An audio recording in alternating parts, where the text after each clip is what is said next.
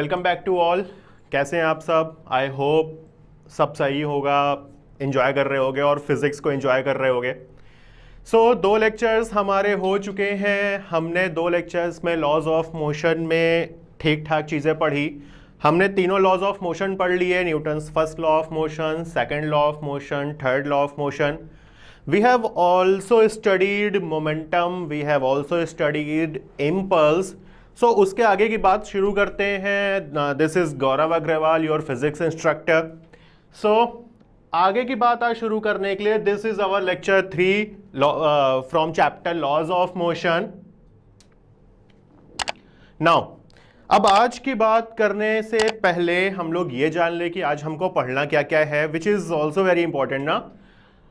Apparent weight of body in a moving lift, principle of conservation of linear momentum, जो already हम लोग last slide में लिखे हुए थे कि हमको आज की स्लाइड्स में क्या क्या बातें करनी है। लास्ट लेक्चर में बातें हुई थी।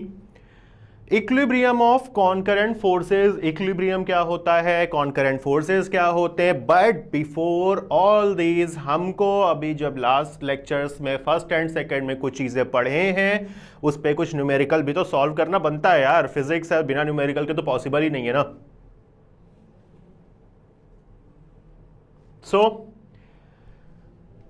Fifth numerical of this chapter and the very first numerical of the day.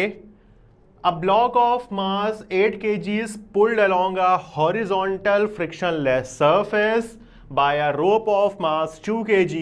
A force of 100 Newton is applied at a free end of rope. Find force exerted on rope by block. Question को एक बार अच्छे से properly read out करिए। Question में बोल क्या रहा है, क्वेश्चन में कहना क्या चाहता है। क्वेश्चन बोल रहा है एक ब्लॉक है जिसका मास है 8 kg। करेक्ट। जैसे हम करते थे हम अपने हिसाब से करेंगे, हम गिवन डेटा को सुकून से लिख लेंगे, कोई प्रॉब्लम नहीं है, ठीक है। उसके बाद इसको एक रस्सी से खींचा जा रहा है जिसका मास भी हमको पता है, which is 2 kg। Correct.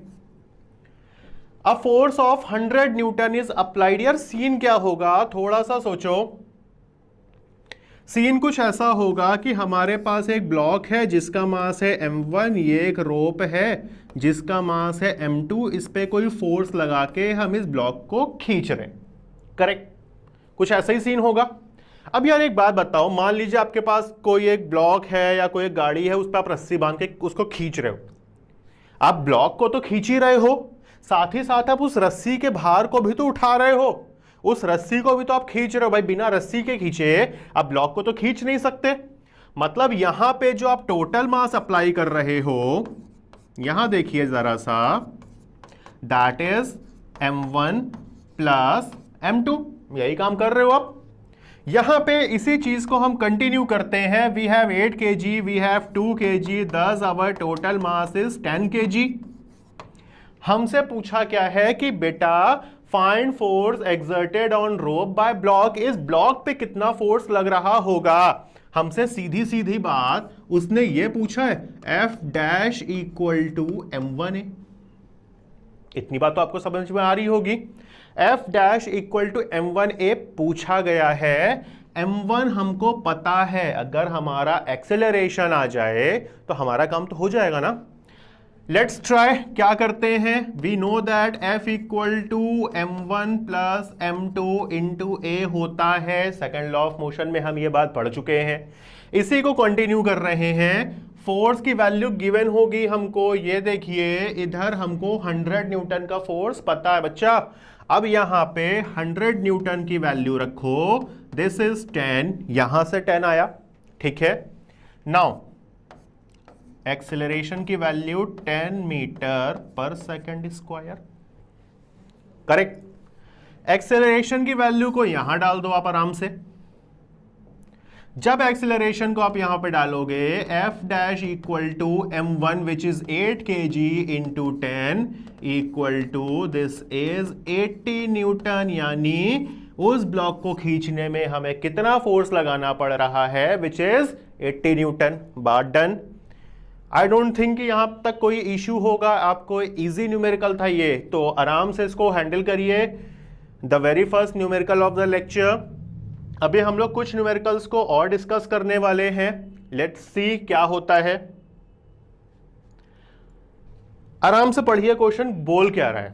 Question को पढ़ना, क्वेश्चन को समझना सबसे क्रूशियल टूल होता है फिजिक्स का। अगर ये काम आप कर लेगा आप आधी जंग जीत चुके हो। अब जरा क्वेश्चन को ध्यान से देखो। एक हाइड्रोजन गैस का बलून है जिसका मास कितना है 25 ग्राम, कम ही मास लिया है भाई, बलून है हल्का होता है। is released up in the air as the balloon ascends the gas starts leaking। हम जानते हैं कि अगर बलून हवा में ऊपर जाएगा तो गैस लीक होती है भाई, तभी तो श्रिंक होता है बलून, है ना। From it with uniform velocity of 12 centimeter per second shrinks completely in 5 seconds। Find average force acting on the balloon। Given data को पहले आराम से अंडरलाइन कर लो। जब गिवन डेटा अंडरलाइन हो गया है उसको सुकून के साथ लिख लेते हैं। हमको क्या क्या पता है, मास पता है 25 ग्राम, यानी इसको क्या हम 25 इंटू 10⁻³ kg लिख सकते हैं। क्यों किया, देखो कई बार क्वेश्चन में ना टीचर यूनिट से खेलता है, उस खेल को समझो। अब देखो यहां पे इन्होंने क्या किया है, वेलोसिटी जो थी वो दे दिया 12 सेंटीमीटर पर सेकेंड, मतलब होशियारी देखो, सेंटीमीटर धीरे से लगा दिया। अगर आप इसको मीटर में कन्वर्ट नहीं किए तो सारी कहानी खत्म हो गई भाई। 1 सेंटीमीटर में कितने मीटर, 10⁻²। थोड़ी थोड़ी सी सावधानी बरतना बहुत जरूरी होता है, इस चीज को खास ध्यान रखिएगा। टाइम भी हमको पता है, दैट इज 5 सेकेंड, है ना। हमसे फोर्स पूछा, यार ऐसा कोई फॉर्मूला है हमारे जहन में क्या जिसमें मास भी आता हो, जिसमें वेलोसिटी भी आती हो, जिसमें टाइम भी आता हो। थोड़ा सा सोचो, अगर आप अपनी लिस्ट पलटना शुरू करो फॉर्मूलों की, लास्ट 2 लेक्चर में हमने जितने कोई भी फॉर्मूले पढ़े हैं, आपको एक फॉर्मूला जहन में आएगा जिसमें ये सारे डेटा यूज होते हैं, एंड दैट इज दिस। या अगर हम इसकी बात ना करें, हम सीधे अभी इसको लिखें, F = dp/dt। ये तो पढ़ा है हम सब ने, अब याद आया आपको, है ना। And P is what, mv, यानी F = d mv/dt, है ना। यहां पे भी कोई दिक्कत नहीं। अब देखो जरा सा, अब यहां पे जो क्रूशियलिटी क्या होती है, ट्रिक क्या है, यहां पे 2 चीजें हैं, या तो मास है या तो वेलोसिटी है। जो चीज बच्चा ध्यान रखना हमेशा, जो चीज कांस्टेंट होती है वो डिफरेंशिएशन में बाहर फेंकते हो, जो चीज वेरिएबल है हम उसको अंदर रख के चलते हैं। यही काम करते हैं ना, यही काम हमको यहां पे भी करना है। अब यहां देखो बदल क्या रहा है, बोल रहा है यूनिफॉर्म कांस्टेंट वेलोसिटी है, वेलोसिटी चेंज नहीं हो रही बच्चा। बैलून कांस्टेंट वेलोसिटी से 12 सेंटीमीटर पर सेकंड से लगातार ऊपर जा रहा है, एंड गैस स्टार्ट्स लीकिंग। जब गैस निकल रही होगी तो बलून का मास कम हो रहा होगा ना। जब बलून का मास कम होगा मतलब मास वेरिएबल है और वेलोसिटी क्या है, कांस्टेंट। 90% केसेस में मास कांस्टेंट होता है, वेलोसिटी बदलती है बॉडी की। यहां पे मैंने डिफरेंट न्यूमेरिकल कंसीडर किया था आपको समझाने के लिए कि वर्स्ट केस लेके चलते ना, हम टफेस्ट केस लेके चले, एग्जाम में उससे इजी ही आएगा और हम बहुत खुशी से आराम से न्यूमेरिकल्स को करते हुए एग्जाम में आगे बढ़ेंगे। इसलिए मैंने डिफरेंट केस को कंसीडर किया। नाउ अब मैं क्या कर रहा हूं, यहां पे वेलोसिटी को बाहर फेंका और मास को अंदर रखा। डन। इधर देखिए, F वेलोसिटी इज 12 इंटू 10⁻⁻²। आराम से रखिए। मास कितना है, 25 into 10⁻³ divided by 5 second. This is 5 से ये cancel out. F is equals to 12 into 5 that is 60, that is -5 newton. हमारे पास आंसर क्या आया, हमारे पास आया force exerted by block is 6 into 10⁻⁻⁴ newton. Point again repeat कर रहा हूं, जो यहाँ पे ट्रिक थी, जो कांस्टेंट वैल्यू है बेटा उसको हम बाहर फेंकते हैं और जो वेरिएबल वैल्यू होती है उसको अंदर रखते हैं। ये आपको क्वेश्चन क्लियर समझाएगा कि क्या कांस्टेंट है क्या वेरिएबल है। जैसे यहां पे बोल रहा था गैस स्टार्ट्स लीकिंग, मतलब गैस निकल रही होगी तो बलून का मास कम होगा। जब बलून का मास कम होगा तो मास वेरिएबल हो गया और वेलोसिटी कांस्टेंट है। क्लियर कट हो गया, इजी था, आराम से हमने कर लिया। आगे की बातें करते हैं अब हम। अगेन अनदर इजी न्यूमेरिकल है। आई होप ये न्यूमेरिकल आप खुद से कर सकते हो। जरा एक बार आप अपनी स्क्रीन पे इस न्यूमेरिकल को रीड आउट कर लो। पहले बोल रहे क्रिकेट बॉल है जिसका मास पता है आपको, एक सर्टेन वेलोसिटी से मूव कर रहा है, किसी दीवार से या किसी रिजिड सपोर्ट से टकराया और उस रिजिड सपोर्ट से टकराने के बाद वो वापस लौटा। मतलब मान लीजिए हमारे पास एक ही रिजिड सपोर्ट था, एक क्रिकेट बॉल था जिसका मास हमको पता है 500 ग्राम या 0.5 kg, आधा किलो की बॉल है, ठीक। इसकी वेलोसिटी हमको पता है कोई certain velocity, that is 36 kilometre per hour. Again हमको यूनिट से खेलना है बेटा, हमको एसआई यूनिट नहीं पता है, हमको किलोमीटर पर आवर पता है। किलोमीटर पर आवर को एसआई में कन्वर्ट करना पड़ता है। कैसे करोगे आप? किलोमीटर पर आवर को मीटर पर सेकंड में करने के लिए क्या करते हो? 5/18 से मल्टीप्लाई करते हो। This is 5 into 2 that is 10 metre पर सेकेंड वेलोसिटी पता है, ठीक। बोल रहा है अब ये इस वॉल से टकराया और टकरा करके वापस रिफ्लेक्ट बैक हुआ सेम स्पीड से। बॉल का मास तो बदल नहीं सकता, स्पीड भी नहीं बदल रही है। यहां पे पूछा है इंपल्स, इंपल्स का रिलेशन। लास्ट क्लास में हम लोगों ने अच्छा खासा इंपल्स को डिस्कस किया था। इंपल्स के कई रिलेशन पढ़े थे, एक F into T पढ़ा था, एक चेंज इन मोमेंटम पढ़ा था, एक m1v1 माइनस m2v2 भी पढ़ा था। वही काम हम यहां पे करने वाले हैं। ये देखिए माइनस साइन क्यों लिया? मोमेंटम वेक्टर क्वांटिटी है, पहले इधर जा रहा था, अब रिवर्ट बैक आ रहा है, माइनस साइन, यानी m1v1 प्लस m2v2। बॉल का मास नहीं बदल रहा है बेटा, बॉल जब यहां था तब भी वही मास था, बॉल टकरा के आया तब भी वही मास है, यानी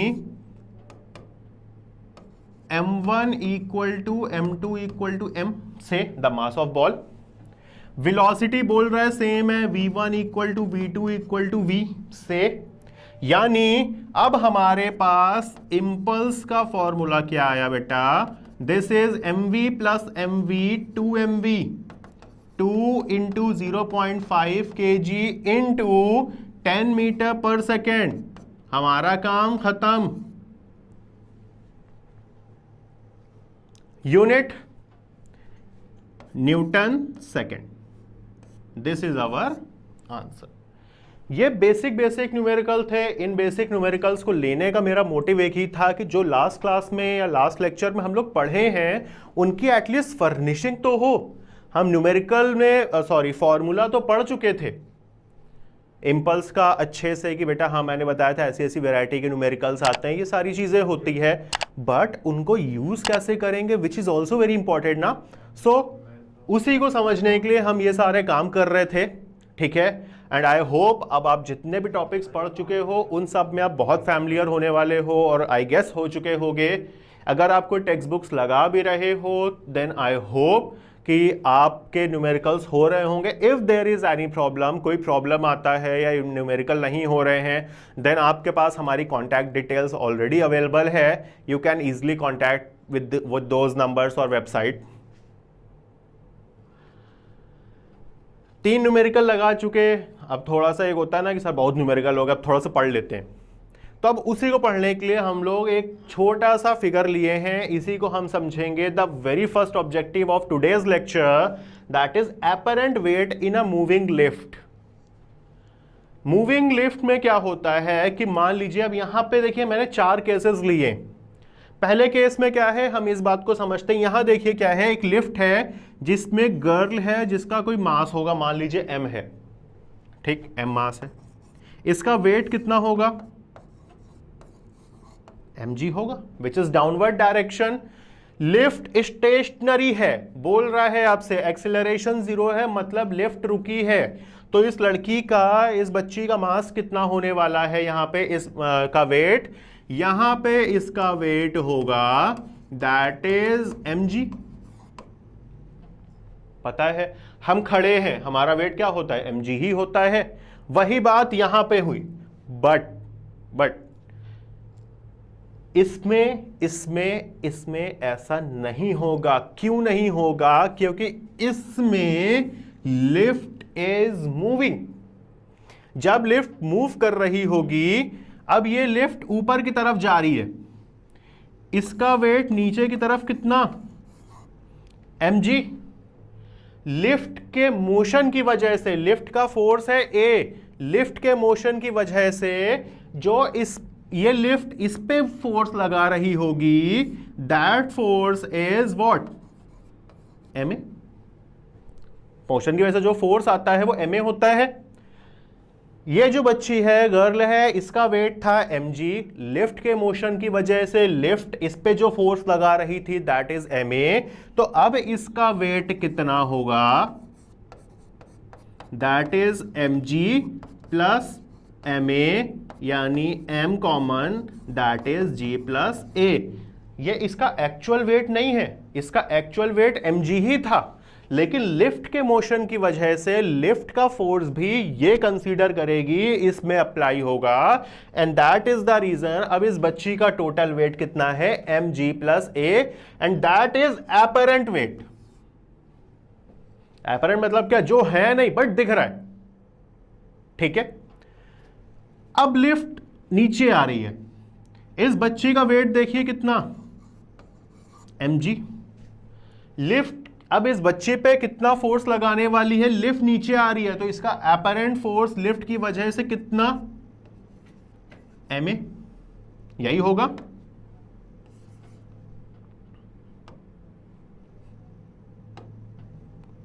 ये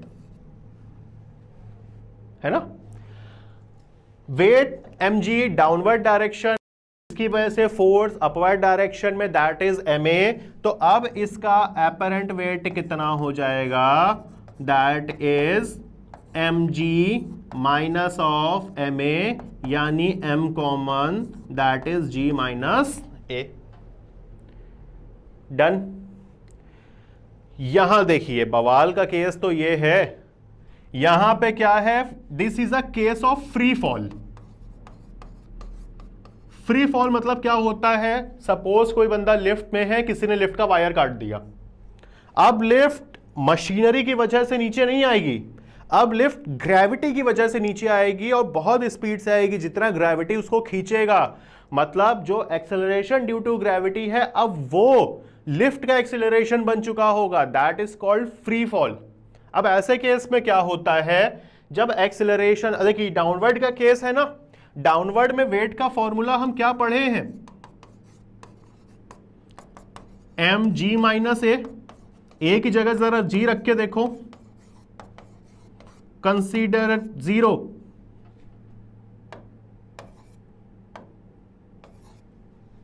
है ना। अब यहां पे देखिए, जब फ्री फॉल हो रहा था, जब लिफ्ट नीचे आ रही थी, तो इस लड़की का अपेरेंट वेट 0 था, एंड मतलब अपेरेंट वेट 0 होने क्या मतलब है, अब ये उस टाइम कोई भी वेट फील नहीं कर रही होगी। जो जीरो ग्रेविटी का स्पेस होता है, जो हम बात करते हैं जीरो ग्रेविटी है, वहां पे हवा में तैरने वैरने लगते हैं, हम जमीन पे खड़े नहीं हो पाते, ये वही केस है। फिगर में आपको दिख रहा होगा, बच्ची गिर रही है, वो खड़ी नहीं हो पा रही, क्यों, क्योंकि अब इसके पास वेट नहीं है जो इसको जमीन पे होल्ड करे, and this is a condition of weightlessness. मतलब अब इसका कोई वेट नहीं है, कोई भार नहीं है। सारी चीजों को सम अप करते हैं।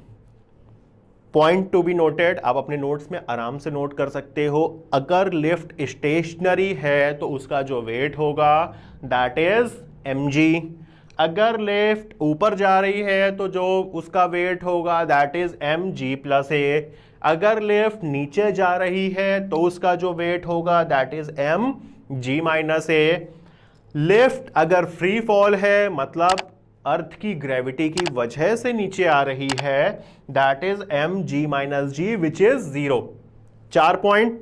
लिफ्ट स्टेशनरी है M G, lift moves upward direction M G plus A, lift moves downward direction M G minus A, and if this is free fall then the apparent weight is 0। Learn, याद भी हो गया होगा, अभी तक इतनी बार repeat कर चुका हूं, नोट्स में भी नोट डाउन कर लीजिएगा, आगे बहुत इंपॉर्टेंट सेक्शन है इसलिए आगे काम आएगा ये, ठीक है। सो यहां तक की बात हमारी पूरी होती है। इसके बाद आगे मूव ऑन करते हैं हम, और आगे मूव ऑन करने के लिए जो हमारे आज के लेक्चर का सेकंड ऑब्जेक्टिव है उसकी बातें शुरू करते हैं, that is conservation of momentum. हालांकि जब हम लोग लास्ट लेक्चर में मोमेंटम को पढ़े थे तो ऑलरेडी हम कंजर्वेशन की बात कर चुके थे। आप अगर याद हो लास्ट लेक्चर में तो हमने 4 केसेस लिए थे, एक बलून का लिया था, एक रिकॉइल ऑफ गन लिया था, रॉकेट का लिया था, और एक बोट से जो बंदा उतर रहा था। ये 4 केसेस थे हमारे पास, वो भी कंजर्वेशन ऑफ मोमेंटम ही था। अगर आप ध्यान दो भाई, रिकॉइल ऑफ गन होता क्या है? रिकॉइल ऑफ गन में क्या हुआ कि भाई अगर एक रिकॉइल गन से कोई बुलेट फायर हुई, ठीक, मैंने क्या बताया था कि बेटा मान लीजिए जिस मोमेंटम से ये बुलेट आगे की तरफ बढ़ती है वही मोमेंटम इसको पीछे की डायरेक्शन में भी मिल जाता है, एंड इसी वजह से, वही फोर्स की वजह से हमको झटका लगता है, जर्क लगता है गन में पीछे की वजह से, है ना। वही काम यहां है, यानी क्या हम ये बोल सकते हैं m1 v1 is equals to m2 v2। यही बात आपने डेफिनेशन में लिखी हुई है। अभी एग्जांपल्स हैं आगे की स्लाइड्स में, इसके इलस्ट्रेशंस आएंगे, वहां पे फिर से हम लोग इसको डिस्कस करने वाले हैं। बट ये एग्जाम जो डेफिनेशन आप लिखे हो उसी को आसान भाषा में बोलने का मैंने ट्राई किया है। आप आराम से डेफिनेशन पढ़ लो। In an isolated system, isolated system का क्या मतलब होता है बेटा? वो सिस्टम जिसपे कोई भी एक्सटर्नल फोर्स अप्लाई ना किया गया हो, no external force apply. Done. The vector sum of momentum of bodies remains constant. Obviously यार वही बात तो मैंने यहां पे बोला है, this is called the law of conservation of momentum. हम सब ये बात जानते हैं भाई, कंजर्वेशन मतलब ही क्या होता है, हम बचपन से पढ़ते आ रहे हैं। Conservation of energy, energy can neither be created nor destroyed, it can change from one form to another. यही बात तो हम करते आ रहे हैं, यही बात तो हम यहां भी बोले कि पहले जितनी थी उतनी बाद में भी होगी, वही तो कांस्टेंट है, and that is conservation of momentum. या P1 plus P2 plus and so on Pn is equals to. Clear? Easy था। कभी भी किसी एग्जाम में इसकी डेफिनेशन नहीं पूछी जाएगी आपसे, इसका पूछा जाएगा एप्लीकेशन, और उस एप्लीकेशन के बिहाफ पे इसके न्यूमेरिकल डिस्कस होते हैं, वो इंपॉर्टेंट है। ये बस आपको पता होना चाहिए कि हाँ एग्जैक्टली होता क्या है। नाउ अब आप इतने केपेबल हो कि हम इनके इलस्ट्रेशंस को आराम से डिस्कस कर सकें। But before discussing it's illustrations, हम जो अभी बात की है कि कंजर्वेशन ऑफ मोमेंटम होता क्या है, एक बार उसकी प्रूविंग को देखते हैं कि यार इसमें किया क्या गया है। ठीक है, सो आपके पास आपकी स्क्रीन पे इसकी पूरी प्रूविंग अवेलेबल है। न्यूटन्स थर्ड लॉ बोलता है action is equals to every reaction force. मतलब अगर दो बॉडीज हैं, सपोज एक ए है एक बी है, ए बी पे जितना फोर्स लगाएगा, मान लो वो ए बी है, बदले में बी भी तो ए पे उतना ही फोर्स लगाता। भाई हम दीवार में हाथ मार रहे हैं, हमने दीवार पे फोर्स लगाया, बदले ने दीवार पे ने भी हम पे लगाया, इसी वजह से तो हमको चोट आती है। मतलब जब इसने इस पे फोर्स लगाया तो बदले में ये बॉडी भी इस पे फोर्स लगाएगी, and that force equal to be. But in opposite direction, action और रिएक्शन की डायरेक्शन हमेशा बेटा अपोजिट होती है।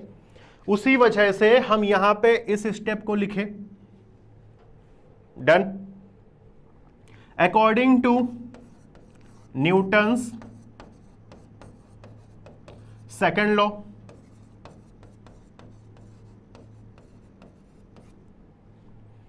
Force is equal to rate of change of momentum. ये स्टेप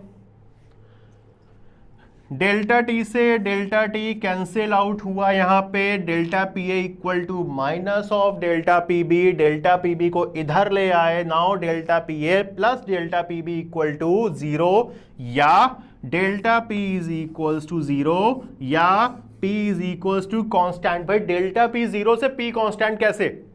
डेल्टा P 0 का मतलब क्या? Change in momentum 0। अरे यार कॉमन सेंस की बात है बेटा कि अगर चेंज इन मोमेंटम 0, जब चेंज हो ही नहीं रहा है, दैट सिंपली मींस ना कि जो वैल्यू है वो कांस्टेंट आने वाली है। ठीक है, सो इजी सी प्रूविंग थी, एक सो कॉल्ड प्रूविंग थी, क्योंकि कुछ बोर्ड्स में या कुछ स्कूलों में मैंने ऑब्जर्व किया है कि 2 मार्क्स में इनकी प्रूविंग पूछी गई है, and that is the only reason कि मैंने इस प्रूविंग को बताया। अदरवाइज ऐसा कुछ था नहीं इसमें जो आप नहीं जानते हो और जो मेरे को बताने की नीड हो। ठीक है, आगे बढ़ते हैं। हम कंजर्वेशन ऑफ मोमेंटम पढ़ चुके, हम उसकी प्रूविंग देख चुके। As I have already said you earlier कि हमको अब इनके इलस्ट्रेशंस की बात करनी है, वही इंपॉर्टेंट है, and that is recoil of gun, जो आप ऑलरेडी पढ़ चुके हो। मतलब momentum of gun is equals to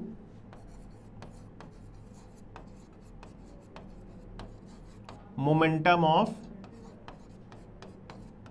bullet, that is recoil of gun. आपको सिंपल सा इतना स्टेप याद रखना है कि जो गन का मोमेंटम है वो बुलेट के मोमेंटम के इक्वल होना चाहिए, तभी तो जिस फोर्स से बुलेट आगे निकली उसी फोर्स से गन भी पीछे आती है, और यही वजह है कि हमको झटका लगता है।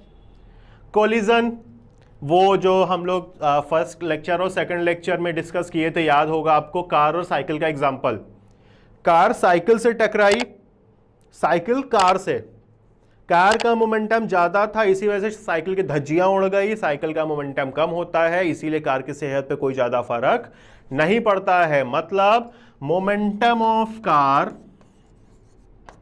Equal to momentum of cycle, या जनरलाइज फॉर्म में बोल लो आप, फर्स्ट बॉडी का momentum equal to second body का मोमेंटम, है ना। एक्सप्लोजन ऑफ बॉम्ब, 2 चीजें ध्यान रखिएगा, एक रॉकेट प्रपोल्शन, एक एक्सप्लोजन ऑफ बॉम्ब। और एक चीज और बेटा, जो सीबीएसई बोर्ड के बच्चे हैं जो इस वीडियो को राइट नाउ देख रहे हैं, ठीक है, उनके लिए एक टिप है, आप एक बुक रिकमेंड करते हो जो आपके स्कूल्स में चलती, that is S L Arora. S L Arora में 2 पेज गिवन है आपको, जिसमें हेडिंग है रॉकेट प्रपोल्शन, और जिनके पास नई बुक होगी 2 साल पुरानी या लेटेस्ट बुक्स, देखना रॉकेट प्रपोल्शन के ऊपर एक छोटा सा स्टार बना है। जब उस स्टार का मीनिंग ढूंढोगे ना बुक में नीचे, तो वहां लिखा होता आउट ऑफ सिलेबस। वहां पर रॉकेट प्रपोल्शन के आपको नए नए वैरायटी के फॉर्मूले दिए हैं जो 11th का 12th का भी ग्रेजुएशन में भी आपको नहीं पढ़ने। ठीक है, सो आप इजिली उसको स्किप कर सकते हो, बट एग्जाम में रॉकेट प्रपोल्शन का न्यूमेरिकल आता है। शॉक्ड कि एक बार कह रहे हैं कि सिलेबस में नहीं है, एक बार एग्जाम में न्यूमेरिकल भी आता है। तो बेटा वहां पे जो उन्होंने दिया है, जो वैरायटी के मल्टीपल उन्होंने 3-4 फॉर्मूले दिए हैं, वो सिलेबस में नहीं है। मैंने ये नहीं बोला है कि रॉकेट का नाम लेना भी पेपर में अलाउड नहीं है, मैं भी ले रहा हूं, लेकिन मैं उन फॉर्मूलों को डिस्कस नहीं करने जा रहा। मैं रॉकेट के क्वेश्चन, वही रॉकेट के न्यूमेरिकल, वही रॉकेट के प्रॉब्लम कंजर्वेशन ऑफ मोमेंटम से कराऊंगा आपको। आपको ध्यान रखना, टिप है, आप अपने नोट्स में नोट कर लीजिएगा कहीं कॉर्नर पे, जब भी न्यूमेरिकल एग्जाम में जब भी एक्सप्लोजन ऑफ बॉम्ब का या रॉकेट का आएगा, आंख बंद करके कंजर्वेशन ऑफ मोमेंटम लगा देना, मेरी गारंटी आपका आंसर आएगा।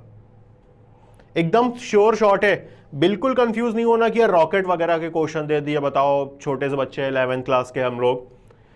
सिंपली आंख बंद करके कंजर्वेशन ऑफ मोमेंटम यूज करना, चाहे बॉम्ब का क्वेश्चन आए, बुलेट का आए, रॉकेट का आए, एक ही कॉन्सेप्ट है, कंजर्वेशन ऑफ मोमेंटम अप्लाई करना, तुम्हारा आंसर आएगा।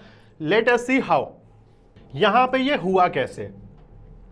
एक्सप्लोजन ऑफ बॉम्ब का क्या मतलब है कि भाई मान लीजिए कोई एक बॉम्ब था जो यहां रखा है जिसका मास है m। जब बॉम्ब एक्सप्लोड होगा तो मल्टीपल फ्रैगमेंट्स में टूटेगा, मान लीजिए अब वो 3 फ्रैगमेंट में टूटा, एक यहां चला गया, एक यहां चला गया, एक यहां चला गया, ठीक। मतलब अब कंजर्वेशन ऑफ मोमेंटम लगेगा कैसे, इसका मोमेंटम इक्वल टू इसका मोमेंटम प्लस इसका मोमेंटम प्लस इसका momentum, that is your only required step जो आपको करना है। आंसर इसके बाद खुद ब खुद आता है, ठीक है। हम अभी इसको देखने वाले हैं डिटेल में, आगे न्यूमेरिकल है इसमें कि ये हम करें कैसे, ठीक। जरा देखते हैं कि हम कैसे कंजर्वेशन ऑफ मोमेंटम को इस्तेमाल करेंगे। ज्यादा नहीं, 2 ही 3 न्यूमेरिकल लूंगा, वो आपके लिए इनफ होने वाले हैं आज के कॉन्सेप्ट्स को बेस्ट तरीके से समझने के लिए, ठीक है। शुरू करते हैं। अब देखिए यहां पे क्या है, एक शेर है, एक शिकारी है।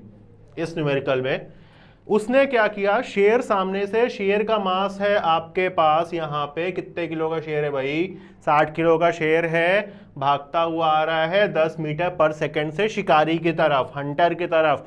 हंटर के पास फैसिलिटी क्या है, उसके पास है मशीन गन। मशीन गन में से 50 ग्राम की बुलेट फायर होती है इतनी वेलोसिटी से, दोनों में से एक ही बचेगा, या तो शेर निपट जाएगा या तो शिकारी। अब शिकारी के पास ऑप्शन क्या है कि वो लगातार मशीन गन से बुलेट फायर करता चले। अगर वो बुलेट शेर को मार दी तो शेर रुक जाएगा रास्ते में, और अगर वो बुलेट शेर को नहीं मार पाई तो शिकारी निपट जाएगा, यही होगा। अब यहां पे देखिए पूछा क्या है, how many bullets must the hunter fire into the tiger to stop him. शिकारी ये था हमारा, इसने लगातार बुलेट्स फायर करना इस पे शुरू किया। यहां से कोई टाइगर था जो हमारा लगातार यहां पे बढ़ रहा था किसी वेलोसिटी से, ये बुलेट किसी वेलोसिटी से जा रही थी, इसका मास ये, इसका मास कुछ ये। रुकेगा कब, जब नेट फोर्स 0 हो जाए, तभी रुकने का मुमकिन है। मतलब जितने मोमेंटम से ये टाइगर इसकी तरफ बढ़ रहा था, उसी मोमेंटम से ये बुलेट इसको पेनिट्रेट करके निकल जाए या इसमें एम्बेडेड हो जाए, तब ये बुलेट इस टाइगर को रोक सकती है। मतलब हम यहां पे क्या ये बोल सकते हैं, momentum of bullets equal to momentum of tiger. अब आपसे पूछा है बेटा कितनी नंबर ऑफ बुलेट फायर करनी पड़ेगी, मतलब ये तो तय हो गया कि एक बुलेट से टाइगर मरने वालों में से नहीं है। क्या हम ये बोल सकते हैं नंबर ऑफ बुलेट को अगर हम n ले लें इनटू एक मोमेंटम, एक बुलेट का momentum m1v1 equal to m2v2, हम बड़े आराम से ये काम कर सकते हैं। यहां देखिए n m1 मशीन गन की एक बुलेट का मास है 50 ग्राम इंटू 10⁻³ और उसकी वेलोसिटी है 150 इक्वल टू टाइगर का मोमेंटम। बेटा टाइगर की वेलोसिटी है 10 और मास है 60, है ना। This is n into 75 into 10⁻⁻1 equal to 600। यहां से आप दिस इज n, यहां पे आप n की वैल्यू हमको फाइंड आउट करनी है। This is 600 divided by 75 into 10⁻⁻1 या 7.5। Now this will be your answer, that is 600 divided by 7.5। इसको आप सॉल्व कर लेना, दिस इज योर आंसर। इस न्यूमेरिकल को कराने का मोटिव मेरा ये था कि आपको समझ में आ जाए जो कंजर्वेशन ऑफ मोमेंटम के हम लोग ये पिछले 15 मिनट से बात कर रहे हैं ना, घूम घूम के बार बार कि इसका मोमेंटम इक्वल टू उसका मोमेंटम, ये वो दुनियादारी चल रही है, यहां पे उसको एग्जैक्टली इस्तेमाल कैसे करेंगे। टीचर सिखा दिया बेटा कंजर्वेशन मोमेंटम ये होता है कि बेटा इधर का मोमेंटम इक्वल टू, यार क्वेश्चन इज भैया ये भी तो सिखाओ इस्तेमाल होना कैसे है। जब तक हमको ये नहीं आएगा हम किस बात के हैंडी हैं किसी भी कॉन्सेप्ट में। So that is the reason कि मैंने इस न्यूमेरिकल को लिया एंड आई होप कि अब आपको ये न्यूमेरिकल समझ में आ गया होगा, आपको ये समझ में आ गया होगा कि कंजर्वेशन ऑफ मोमेंटम को इस्तेमाल करना कैसे। ठीक, अगर समझ में आ ही गया है तो जरा सा ट्राई करो, क्वेश्चन आपकी स्क्रीन पे अवेलेबल है, वीडियो को पॉज करो और क्वेश्चन को आराम से पढ़ के खुद सॉल्व करने की कोशिश करो। जब खुद से ट्राई कर लेना तब इस वीडियो को रिज्यूम करना और उसके बाद मैं यहां पे जो आप सॉल्यूशन करने जा रहा हूं आप इसकी बात को समझना। ठीक है, यहां पे वही एक्सप्लोजन ऑफ बॉम्ब की बात कर रहा है। एक बॉम्ब है, 3 फ्रैगमेंट में टूट रहा है, 2 फ्रैगमेंट्स के आपको मासेस गिवन है, 2 फ्रैगमेंट्स के आपको वेलोसिटीज गिवन है, तीसरे फ्रैगमेंट की वेलोसिटी पता है बट मास नहीं है। ठीक, अब यहां पे मैं थोड़ा सा वेक्टर के कॉन्सेप्ट को इंट्रोड्यूस करूंगा। ये अच्छा क्वेश्चन है, लेकिन क्या देखते हैं हम इतने कैपेबल हैं कि हम इसको हैंडल कर सकें। पहला काम फिजिक्स में होता है न्यूमेरिकल पढ़ो, अगर फिगर की बनाने की रिक्वायरमेंट है तो सुकून से फिगर बनाओ। ठीक, क्वेश्चन को पढ़ो आराम से। During explosion a bomb explode into 3 pieces, 2 fragments of masses इतना इतना राइट एंगल पे जा रहे हैं, तीसरा फ्रैगमेंट की वेलोसिटी पता है, आपसे पूछा है तीसरे फ्रैगमेंट का मास बताओ। अब बेटा सीन कुछ ये होगा, मान लो ये हमारा है बॉम्ब, मान लो एक फ्रैगमेंट हमारा यहां चला गया m1 मास से, एक फ्रैगमेंट हमारा यहां चला गया m2 मास से। तो अब थोड़ा सा सोचो इक्विलिब्रियम के लिए तीसरा फ्रैगमेंट गया कहां होगा बॉम्ब का? हर हाल में अपोजिट डायरेक्शन में गया होगा। क्यों, कैसे हमने जज किया? यहां ये फ्रैगमेंट था, यहां ये फ्रैगमेंट था, तो इनका वेक्टर तो कहीं ना कहीं इनके बीच में आया होगा, जो इनका नेट रिजल्टेंट फोर्स या नेट रिजल्टेंट मोमेंटम होगा। उस अगर ये रेस्ट पे था बॉम्ब पहले तो हर हाल में इक्विलिब्रियम मेंटेन हुआ होगा। अब इक्विलिब्रियम है क्या, हम लोग 5 मिनट बाद डिस्कस करेंगे। मतलब रेस्ट पे मेंटेन रखना है, मतलब नेट फोर्स 0, मतलब इधर का फोर्स इक्वल टू इधर का फोर्स, तो ये वाला यहां गया होगा। हम मान ले रहा है ये पहला वाला गया है वेलोसिटी v1 से, दूसरा वाला गया है वेलोसिटी v2 से, तीसरा वाला गया वेलोसिटी v3 से, हमने माना है केवल। ठीक है, बोल रहा है इनके बीच का एंगल 90 डिग्री है, at right angle to each other, है ना। अब यहां पे देखो बेटा, यहां पे 2D मोशन हो रहा है इसका। जब 2D मोशन होता है, कॉन्जर्वेशन ऑफ मोमेंटम हो, कॉन्जर्वेशन ऑफ फोर्स हो, कॉन्जर्वेशन कुछ भी हो, किसी भी वेक्टर का वो सिंगल एक्सिस पे वैलिड है। या तो आप एक्स एक्सिस को कंसीडर करके चलोगे या तो आप वाई एक्सिस को कंसीडर करके चलोगे। हम ओवरऑल नहीं लेते कभी, ध्यान रखना ये पॉइंट, अपने नोट्स में आप नोट कर लेना। अब मान लीजिए ये कोई एक्स एक्सिस है, ठीक, मान लो यहां से कोई एंगल थीटा बन रहा है सपोज, तो ये एंगल कितना, हम 90 माइनस थीटा बोल सकते हैं। किसी भी वेक्टर को, ये जो वेक्टर v1 है इसको अगर आप रिजॉल्व करते हो 2 कंपोनेंट में, बेटा किसी भी वेक्टर को अगर हम 2 कंपोनेंट में रिजॉल्व करते हैं तो एक कंपोनेंट होता है हमारा v1 cos थीटा जो हॉरिजॉन्टल पे होता है, एक कंपोनेंट होता है हमारा v1 sin थीटा जो y एक्सिस पे होता है। यहां पे v1 था तो इसका हॉरिजॉन्टल कितना, v1 cos थीटा, इसका वर्टिकल कितना, v1 sin थीटा। ठीक है, यहां आइए, इसकी वेलोसिटी है v2, इसका हॉरिजॉन्टल कंपोनेंट कितना, v2 cos, इसका एंगल है 90 माइनस थीटा, है ना। यहां पे आइए, v2 sin 90 माइनस थीटा। अब हमारा फिगर पूरा, फिगर को आराम से देख लो क्योंकि इसी पे अब पूरी सॉल्विंग है। अब हमें कुछ नहीं करना है, अब हमें बस कंजर्वेशन ऑफ मोमेंटम लगाना है। मतलब इधर का मोमेंटम इक्वल टू इधर का मोमेंटम, ऊपर का मोमेंटम इक्वल टू नीचे का momentum.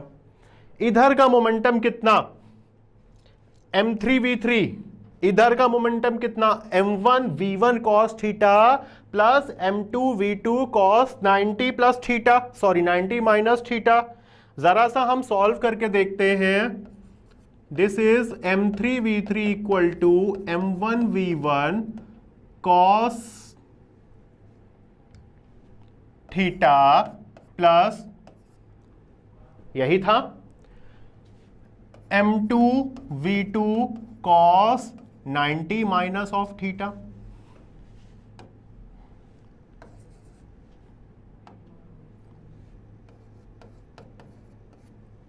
cos 90 minus theta is what? Sin theta. Now m3v3 equal to m1v1 cos theta plus m2v2 sin theta. Theta की वैल्यू हमारे पास है नहीं, इस बात को ध्यान रखिएगा। तब हम क्या करेंगे, यहां पे अब देखिए जरा न्यूमेरिकल को पढ़ो। लास्ट स्लाइड में जो हमारा न्यूमेरिकल था, इसमें हमारे पास m1 है, m2 है, v1 है, v2 है, v3 नहीं है, v3 भी है विच इज 24, m1 है हमारा 0.8, 0.5, दिस इज 10 एंड 16। जरा अप्लाई करके देखें। m3 नहीं पता है, v3 पता है 24, this is 0.8 into 10 cos theta. आप डेटा देख सकते हो, this is 0.5 into 16 sine theta. अब यार प्रॉब्लम क्या आ रहा है, ये देखो जरा सा, हमारे पास दो अननोन है बेटा इस इक्वेशन में। एक है हमारा m3, एक है थीटा। हमसे क्वेश्चन में m3 पूछा है, बट उसके लिए पहले हमें थीटा तो चाहिए। कोई जुगाड़ क्या किया जाए कि थीटा आ जाए? भाई कुछ ना कुछ तो जुगाड़ बैठाना पड़ेगा ना। अब करें क्या, कुछ ट्राई मारा जाए। यहां पे दिस इज 8 cos थीटा, यहां भी 8। इक्वेशन कोई मान लेते हैं, सॉल्व तो हो नहीं रही। Conservation of momentum x axis पे वैलिड है तो वाई पे भी तो है, जरा चेक करो।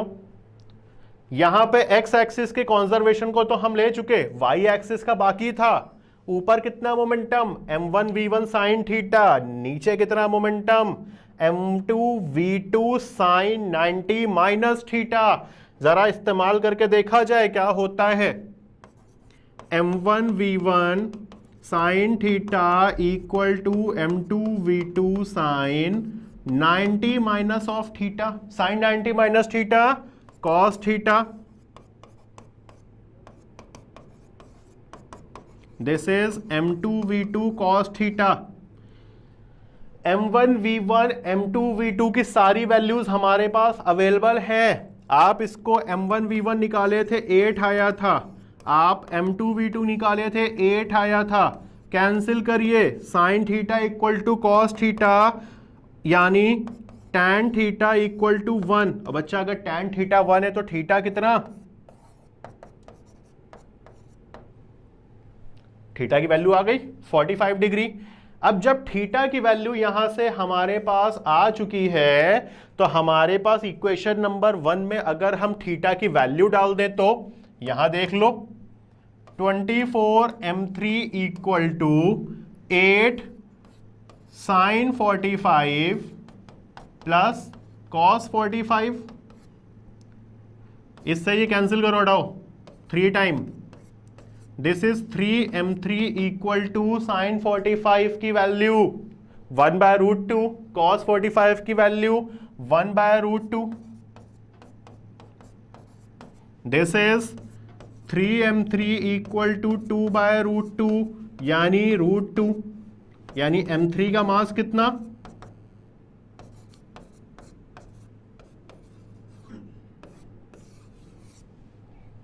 क्वेश्चन टफ नहीं था, थोड़ा सा लेंदी था, थोड़ा सा अनकन्वेंशनल था यार, इतना तो चलता भी है, आईआईटी एडवांस का आया हुआ क्वेश्चन है,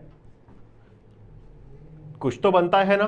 बट ये सोचो आपने इजीली घर बैठे आराम से इसको देखते हुए आईआईटी एडवांस का क्वेश्चन किया है, एक इजी सा टॉपिक कंजर्वेशन ऑफ मोमेंटम पे।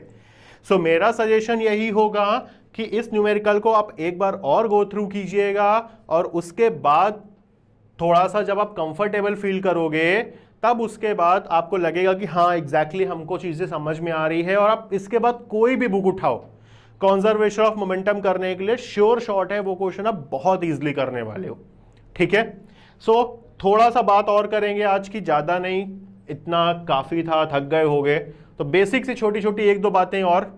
कॉन्करेंट फोर्सेस, कॉन्करेंट मतलब क्या होता है, हटाओ फोर्स क्या है, सारी चीजें, मेरे सिंपल सा एक वर्ड है कॉन्करेंट।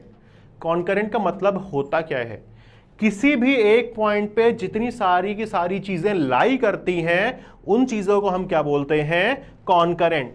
तो अब थोड़ा सा कॉमन सेंस लगाओ और ये बताओ कि बेटा कॉन्करेंट फोर्सेस क्या होगा। सीधी सी बात है, एक पॉइंट पे जितने भी फोर्सेस हमारे लाई करेंगे, एक्ट कर रहे होंगे, वो सारे के सारे फोर्सेस क्या कहलाएंगे, कॉन्करेंट। जरा पढ़ लो, क्या यही लिखा है, if a number of forces act at the same point then they are said to be concurrent forces. Clear है, नहीं है तो अभी थोड़ा सा और समझ लेते हैं। एक पॉइंट हमने ये वाला लिया है और इस पे हमने 3 फोर्सेस लिए। कौन कौन से 3 फोर्सेस लिए, F1 लिया, F2 लिया, F3 लिया। मैं बोल रहा हूं कि 3 फोर्सेस हैं, तीनों सेम पॉइंट पे लाई कर रहे हैं, तो ये कॉन्करेंट होंगे। अब यहां पे एक चीज लिखी है कि यार the condition that a body may be in equilibrium और said to be in equilibrium if the sum of their forces must be 0, that is called condition of equilibrium। जो हमारा लेक्चर 4 होगा उसमें हम लोग इस इक्विलिब्रियम को बहुत डिटेल में समझने वाले हैं, ठीक है। बट बिफोर दैट हम एक शॉर्ट इंट्रो ले रहे हैं कि यार ऐसा हुआ कैसे। अब जरा देखो, मान लो ये F3 नहीं है, मान लो ये एक F1 है, F2 है, इसका रिजल्टेंट जब एक ये हमारा है, this is F1, this is F2, इसका रिजल्टेंट हमारा यही होगा F1 प्लस F2। F3 इधर है, वेक्टर अगर 2 है और अपोजिट डायरेक्शन में है तो माइनस साइन होता है, मतलब क्या हम vector F1 plus vector F2 equal to minus of vector F3 लिख सकते हैं by the concept of vector. अगर ऐसा लिख सकते हैं तो हम ये भी तो लिख सकते हैं vector F1 plus vector F2 plus F3 equal to 0। वही बात तो मैंने यहां आपको लिख के दिया है।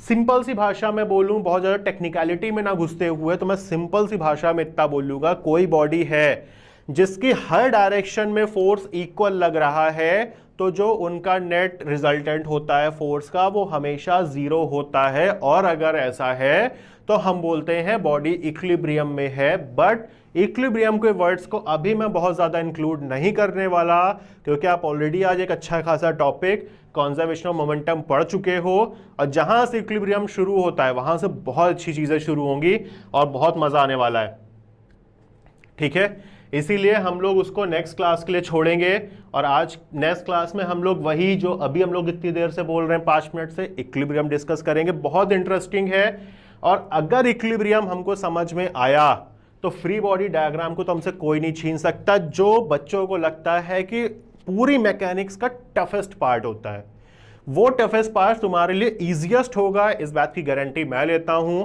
बस तुम्हारा काम इतना है कि आराम से जो वीडियोस हैं, जो लेक्चर्स हैं, उनको इजीली बहुत पैसिफाई होकर देखना, समझना, और उसके बाद कोई भी बुक हटा के न्यूमेरिकल लगाना। आई एम श्योर तुम्हारे न्यूमेरिकल्स तुमसे बहुत इजीली हैंडल होने वाले हैं, ठीक। सो आज की क्लास में हम इतना ही रखते हैं। मेरे अकॉर्डिंग आपका टास्क यही है कि आज जितना हम कंजर्वेशन ऑफ मोमेंटम पढ़े हैं उसको आप प्रॉपरली फिनिश कर लेना अच्छे से। नेक्स्ट क्लास में हम लोग इक्विलिब्रियम के साथ मिलेंगे, और अगर कोई दिक्कत होती है तो सारे कॉन्टैक्ट डिटेल्स आपके पास अवेलेबल हैं, ठीक। आप आराम से कॉन्टैक्ट करिए। सो इसी के साथ हम लोग आज की क्लास खत्म करते हैं। Good bye guys, take care, आराम से खाओ पियो ऐश करो।